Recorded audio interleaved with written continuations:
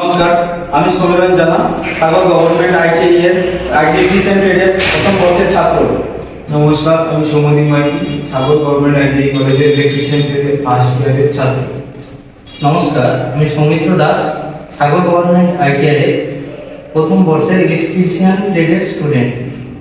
নমস্কার, আমি রামশঙ্কর দাস, সাগর government ITI first ইয়ারের স্টুডেন্ট।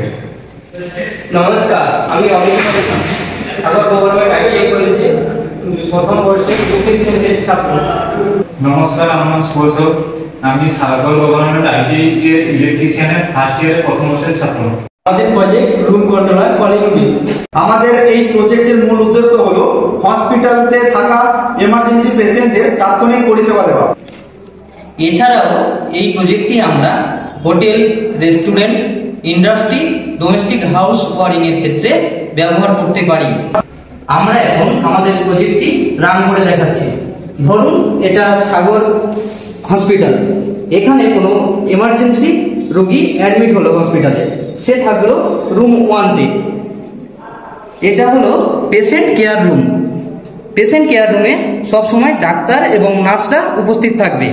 এবারে হসপিটালে অ্যাডমিট হওয়া এমার্জেন্সি পেশেন্ট রুম 1-এ রয়েছে, তার এমার্জেন্সি কোনো কেয়ারের প্রয়োজন হলো, তখন সেখানে থাকা রোগীর কেয়ারের নার্স সে এমার্জেন্সি বেলটা চাপবে ডাক্তারকে কল দেওয়ার জন্য যদি পেশেন্টের এমার্জেন্সি কিছু হয়। সঙ্গে সঙ্গে রুম 1-এর সিগন্যাল আমরা এখানে লেখা রয়েছে রুম 1, এবং যখন আমরা সুইচটা দেব কলিং বেলের সঙ্গে সঙ্গে লাইটটাও জ্বলবে। এখানে আমরা সুইচ দিতেই বোঝা যাচ্ছে যে কলিং বেলের সঙ্গে লাইটটা জ্বলছে। এখন বেল এবং লাইটের সিগন্যাল বুঝে ডাক্তার প্রথম রুম নাম্বার 1-এ গিয়ে ভিজিট করবেন পেশেন্টকে কেয়ার করার জন্য।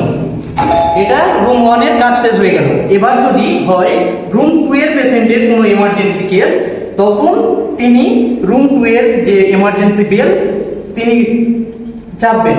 চাপার ফলে রুম 2-এর সিগন্যাল এবং তার কলিং বেল এবং তার সিগন্যাল ডাক্তারের কাছে পৌঁছে যাবে। সঙ্গে সঙ্গে ডাক্তার পরিষেবা দেওয়ার জন্য রুম 2-এ ভিজিট করবেন। এছাড়া যখন পেশেন্ট রুম 3-তে থাকবেন, তার যখন একই সমস্যা হবে এমার্জেন্সি কোনো কেস, তখন তিনি রুম 3-তে থাকা কলিং বেলটা চাপবেন।